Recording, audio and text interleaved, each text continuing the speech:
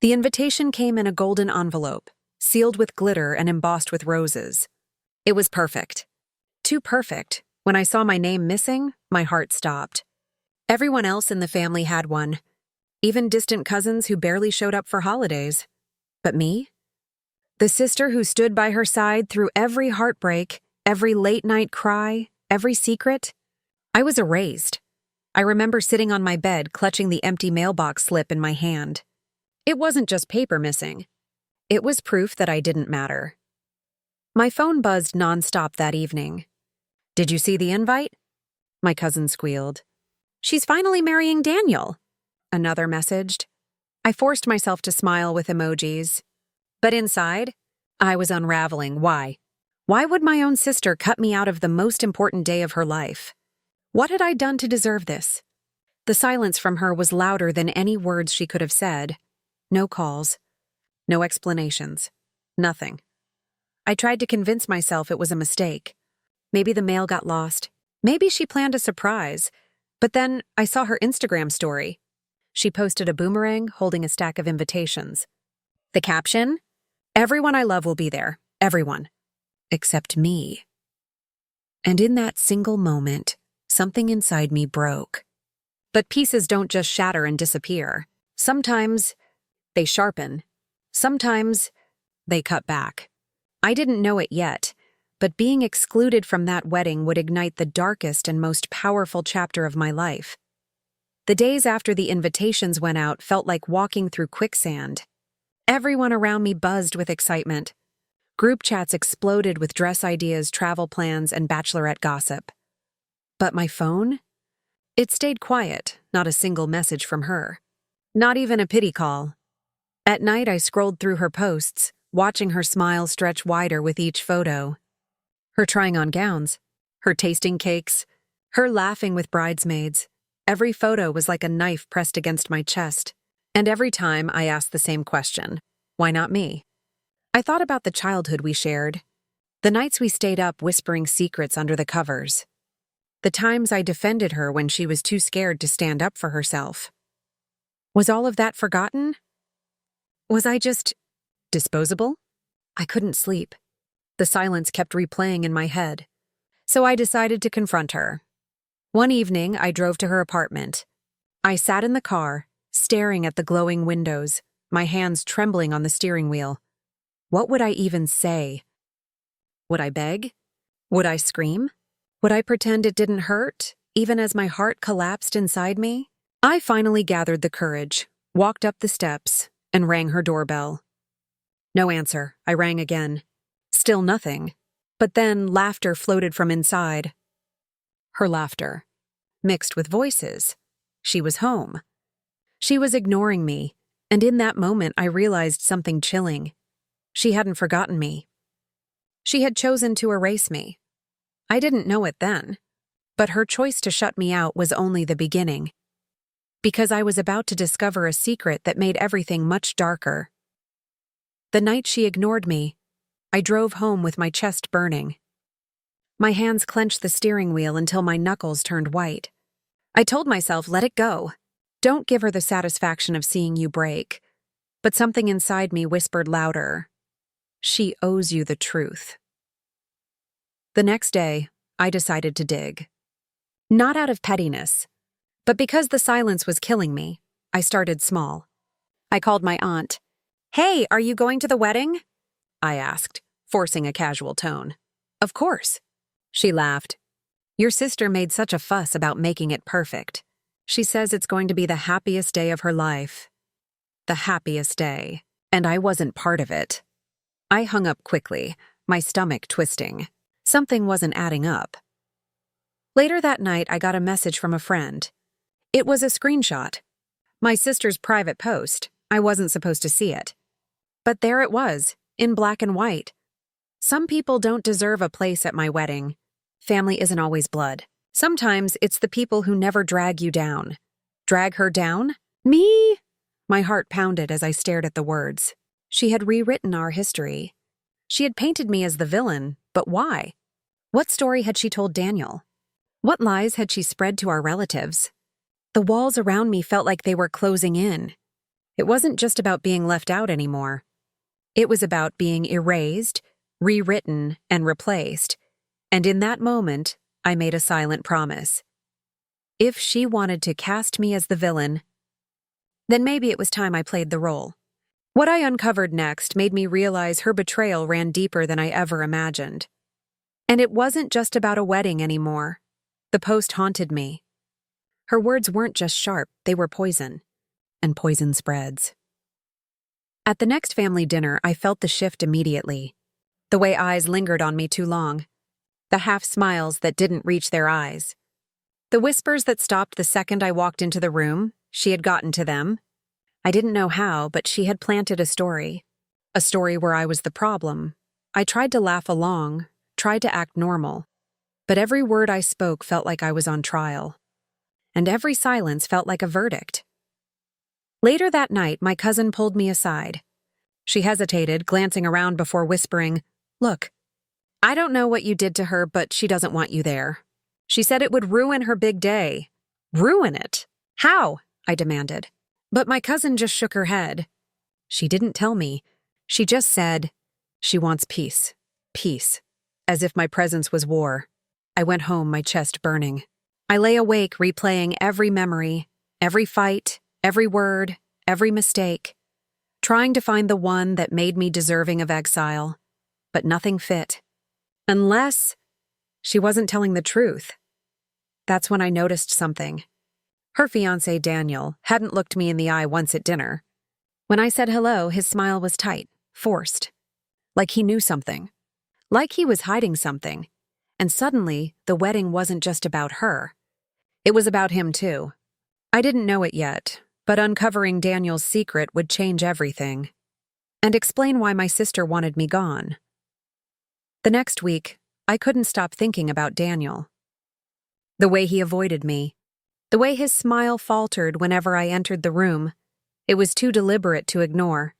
So I did what I shouldn't have. I started watching him. Not obsessively, just closely. At first, nothing seemed unusual. He worked, he laughed. He played the role of the perfect fiancé. But cracks always show if you look long enough. One evening, I saw him leaving a cafe downtown. Not with my sister. With another woman. They weren't just friends. His hand lingered on her back. Her laugh was too soft, too intimate. I froze, my phone halfway out of my pocket. Should I take a picture? Should I follow them? My pulse roared in my ears, but I didn't. Not yet. Instead, I drove home, my mind spiraling. Did my sister know? Was this the reason she wanted me gone? Because deep down she feared I'd be the one to expose him? The pieces started fitting together. Her silence. Her sudden hostility. Her campaign against me. Maybe it wasn't me she was protecting her wedding from. Maybe it was the truth. And if that was the case, then I held more power than I realized. Because truth has a way of burning brighter than lies, and I was ready to light the match. But the more I dug into Daniel's life, the more dangerous the secrets became.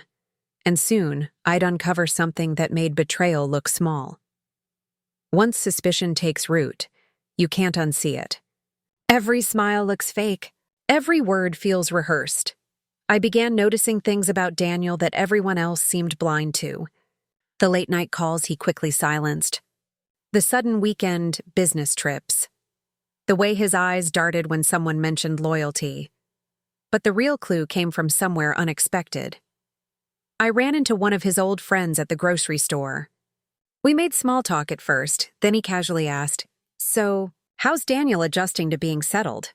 I never thought he'd give up his lifestyle. The words sank in like ice water. I pressed gently, but the friend clammed up, realizing he'd said too much. Still, it was enough. That night, I couldn't sleep. I scrolled through his social media, digging deep into tagged photos, old comments, anything that could give me a lead. And there it was, a picture from just last year. Daniel, with the same woman I'd seen at the cafe. Arm around her. Caption, "To the one who always keeps me grounded." Grounded. Not my sister, her. My hands shook as I stared at the screen. The betrayal wasn't mine to bear anymore. It was hers.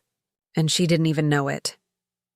For the first time since this nightmare began, I felt something other than pain. I felt power because now, the secret wasn't just between Daniel and me. It was a ticking bomb and I held the match. But before I could decide whether to use it, I discovered Daniel's secret wasn't just infidelity. It was something far darker, something that could destroy more than a wedding. Cheating was one thing. It was ugly, it was cruel, but it was almost expected from men like Daniel. But what I stumbled upon next made my stomach twist in ways betrayal never could. I was scrolling late one night, still digging through every corner of his past. That's when I noticed something odd. Different names, different accounts, all with the same face. Daniel wasn't Daniel in all of them. Sometimes he was David, sometimes Mark. And in one particularly old account, he was Anthony. Each profile was scrubbed clean, but fragments remained, photos with blurred backgrounds, vague captions, comments from people I didn't recognize, enough to hint at something he wanted to bury. Curiosity turned into dread when I cross-checked one of the usernames. A forum popped up.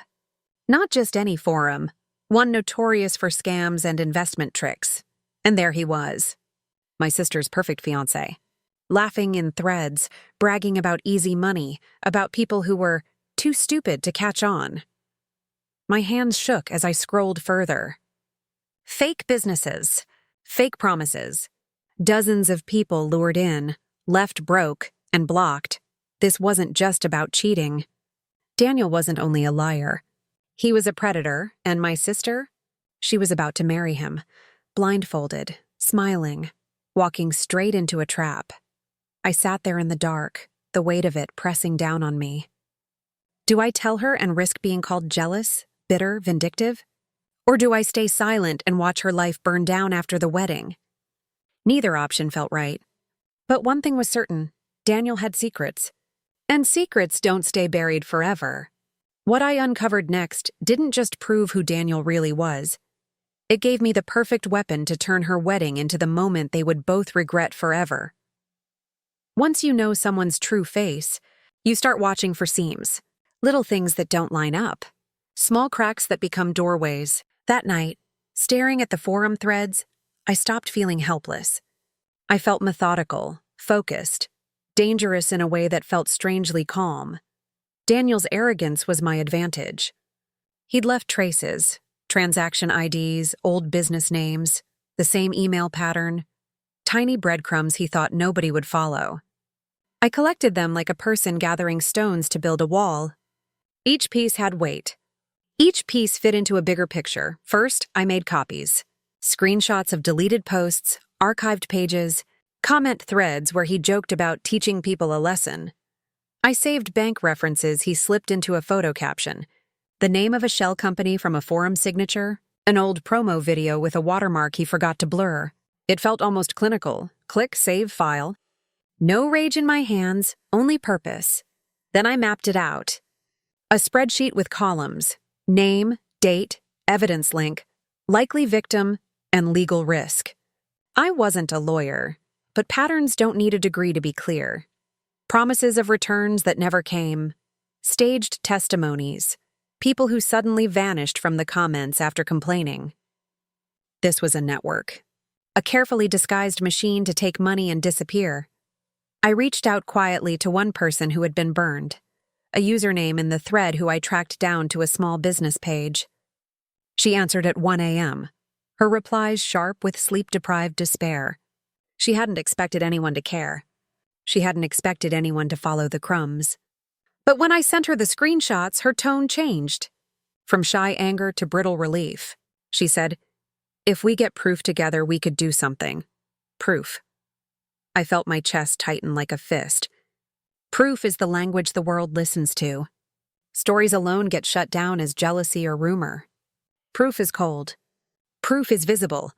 Proof is undeniable. Over the next few days, I built the quiet arsenal. A folder for screenshots, a hidden email account to communicate with victims, a burner phone so calls wouldn't trace back. I even created a small, anonymous document where victims could write what happened, sign it, and send it, a raw ledger of losses and names. I watched my sister prepare for the wedding while I built this in the shadows. She sent me photos of floral samples. She texted excitedly about color palettes. She posted videos practicing vows, lips curved around words that would ring false soon. She was glowing, oblivious, trusting. And that trust made my resolve sharper. People talk about revenge like fireworks, loud, public, a single blazing moment. But this wasn't fireworks. This was a fuse. A carefully lit, slow-burning thread that would unwind exactly when it needed to. No theatrics. No screaming. Just evidence placed where it would be seen, in the right order, by the right people. The plan didn't require me to ruin anyone without cause. It only needed to set the truth where it could do the damage it deserved. And as I closed my laptop that night, the folder of evidence glowing on the screen, a cold calm settled over me. I felt ready. I chose my first domino carefully. Not the loudest victim. Not the richest. Just the one who would listen and who the others would trust. Someone whose quiet testimony would pierce the comfortable lies. Her name was Maya.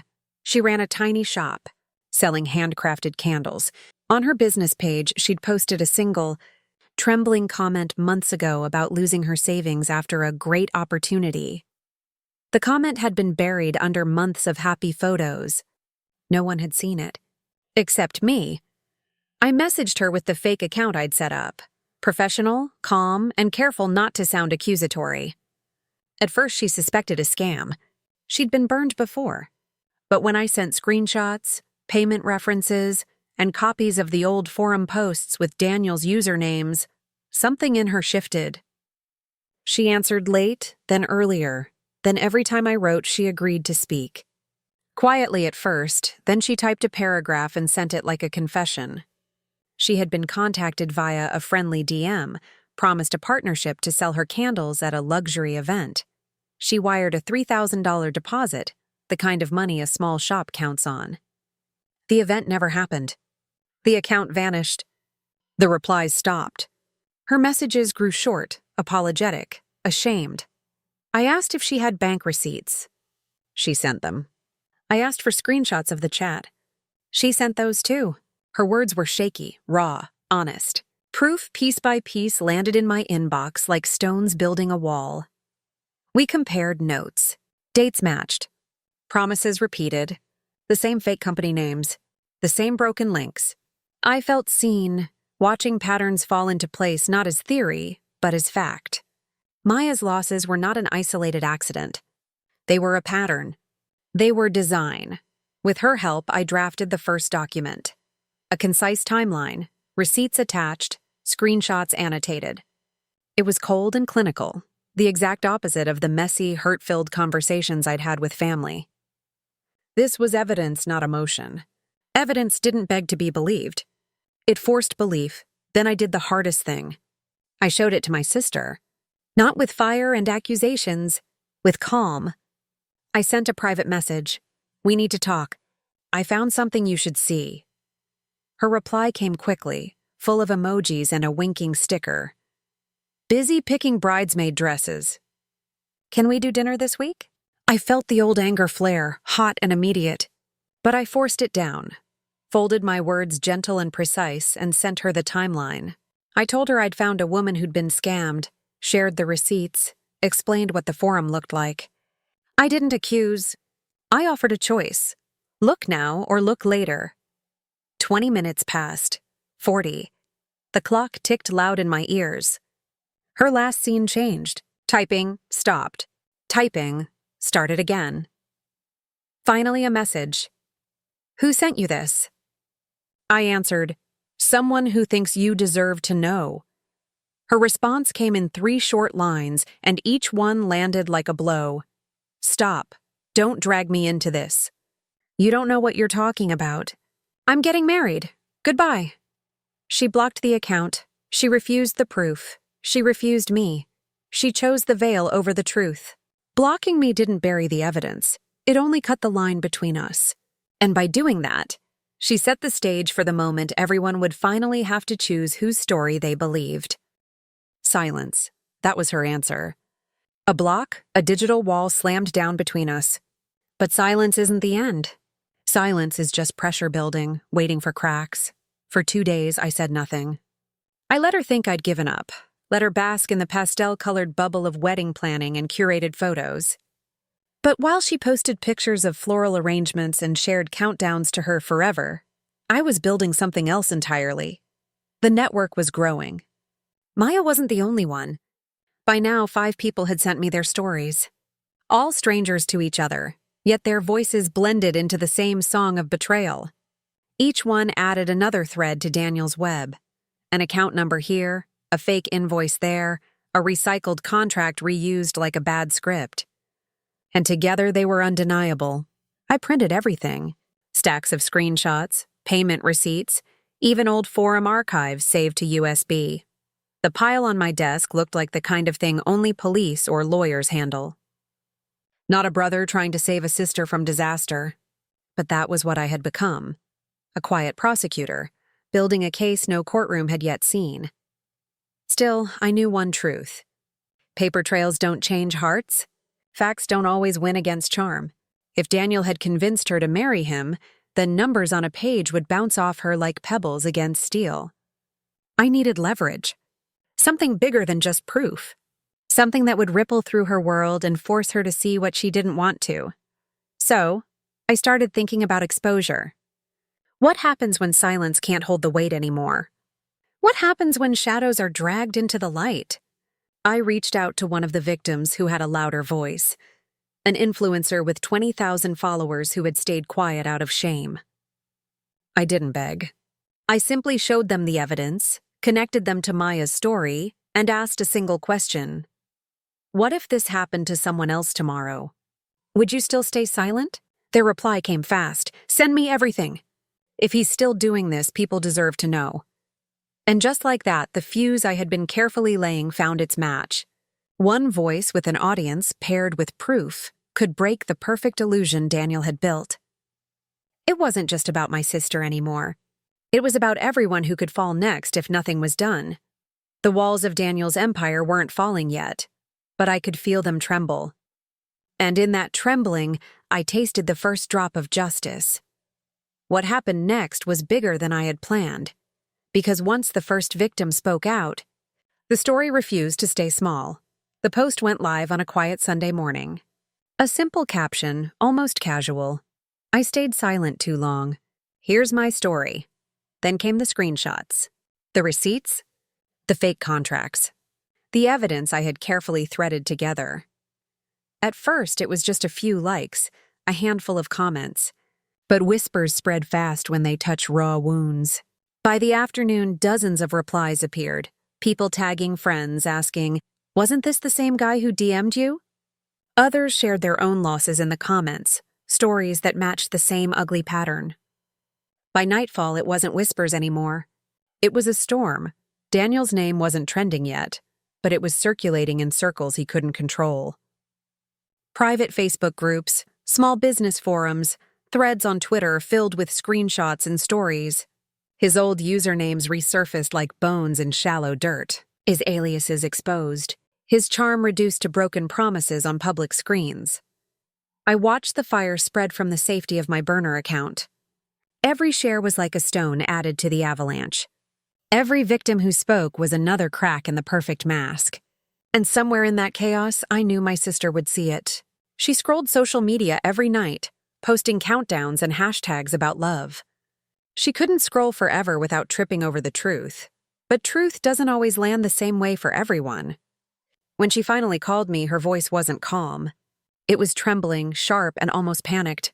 "Why are you doing this? Why are you trying to ruin my life?"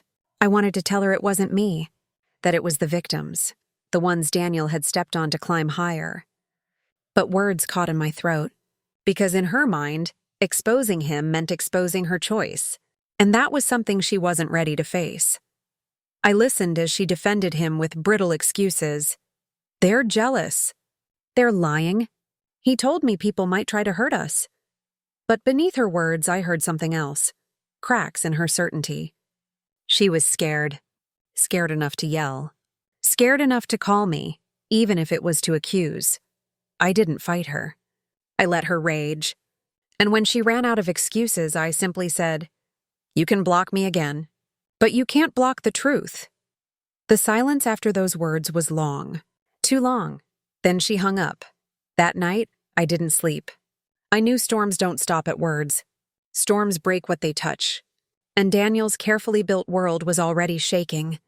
The next morning proved it, because Daniel himself finally stepped into the fire. And what he said only made things worse. Daniel had always thrived in silence. When people whispered, he smirked. When doubts flickered, he drowned them in charm. But storms this loud can't be ignored. On Monday morning, he went live. Polished shirt. Perfect smile.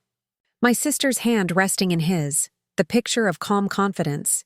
His voice was syrup, smooth and practiced. Lies spread faster than truth. Jealous people try to tear down success, but love wins, and we're stronger than ever. The comments split like a battlefield, half flooded with hearts and fire emojis. Loyal supporters, convinced he was a victim of envy. The other half? Brutal, angry, screenshots pasted in the chat. Victims demanding refunds. Accounts tagging news outlets. I watched from the shadows, pulse hammering, as he stumbled just slightly when someone asked about one of his old aliases. He laughed it off. He winked. But his eyes betrayed him, sharp, cornered, calculating. The cracks were visible now, even if my sister refused to see them. But denial only holds so long. That afternoon, Maya called me, voice shaking with something between fury and relief. He DM'd me. He told me to stop talking or he'd sue me for slander. I told her to save the message. Because threats are proof too. And Daniel had just given us more ammunition. The victims rallied. The influencer updated their post with Daniel's threats, screenshots attached. Others shared their messages too. Cold warnings, attempts to silence. What he thought would intimidate only fueled the fire. His empire wasn't just cracking. It was collapsing under the weight of his own arrogance. But the person I was waiting on stayed silent. My sister. She posted nothing that day. No countdowns, no smiling selfies. Just silence. And that silence scared me more than her anger ever had. Was she breaking free? Or was she clinging tighter, choosing him even as the walls fell around them? I stared at the folder of evidence one more time. The receipts, the contracts, the messages, all lined up like loaded bullets. I had one last card to play, and I knew exactly where to place it. Not on social media. Not in whispers. But somewhere Daniel couldn't charm his way out of. Tomorrow, I would deliver the evidence where it mattered most. And when I did, the wedding wouldn't just be postponed. It would be obliterated. The morning of their wedding rehearsal, I walked into the courthouse with a folder under my arm. Not flowers. Not gifts. Evidence. The clerk looked at me strangely when I slid it across the counter, but procedures don't care about emotions. Fraud reports don't need backstories. Receipts, contracts, witness statements. They spoke louder than I ever could. By noon, the machine had started turning. Emails flew from one department to another. Phone calls placed to Mr. Daniel Reeves regarding pending investigations. His shell companies were flagged. His accounts frozen. He didn't know it yet, but the ground beneath him had already cracked open. But the real collapse didn't happen in offices or courtrooms. It happened under chandeliers with lace and music filling the air. I didn't plan to be there. I thought I'd watch the fallout from a distance. But something pulled me to that hall, quiet as a ghost in the back row. The decorations shimmered, the guests buzzed, and there she was, my sister, glowing, veil brushing her shoulders. Her eyes searched for him. Then the murmurs began. A phone lit up in the front row. Then another. Guests whispering, scrolling, frowning. The posts were everywhere now. The threats, the receipts, the official notice of investigation that had leaked faster than I imagined. And then Daniel walked in. His confident stride faltered when he caught the whispers. The perfect smile didn't land this time. Someone shoved a phone in his face. His mask cracked wide open under the weight of 100 staring eyes. My sister turned toward him, confusion sharp in her gaze. She asked something I couldn't hear. He tried to smile, tried to reach for her hand. But she pulled back. She pulled back. The silence in that room was deafening. Until she whispered just loud enough for the nearest Rose to hear, "Is it true?" He stuttered. And in that stutter, his empire burned. Gasps. Guests standing. People filming? The storm outside had finally broken through the roof. And my sister, my naive, trusting sister, lifted her veil with trembling hands and let it fall to the floor. She walked past him, past the altar, straight out of the hall. I followed her into the cool evening air. She was shaking, mascara streaking down her cheeks, but her voice carried something new. Not anger, not denial, clarity. "You tried to warn me. I didn't say I told you so." I just handed her a tissue. Because revenge wasn't about proving I was right. It was about saving her before the lie swallowed her whole. And for the first time in months, I felt the weight lift. Not joy, not triumph, but release. Daniel's crown had shattered. And she was free. Sometimes revenge isn't fire or fury. Sometimes it's simply letting the truth catch up. And when it does, it burns hotter than any lie ever could. What about you? If you were in this situation, would you have exposed him the same way or walked away? Let me know your thoughts in the comments. And don't forget to like, subscribe, and share this story with someone who needs to hear it.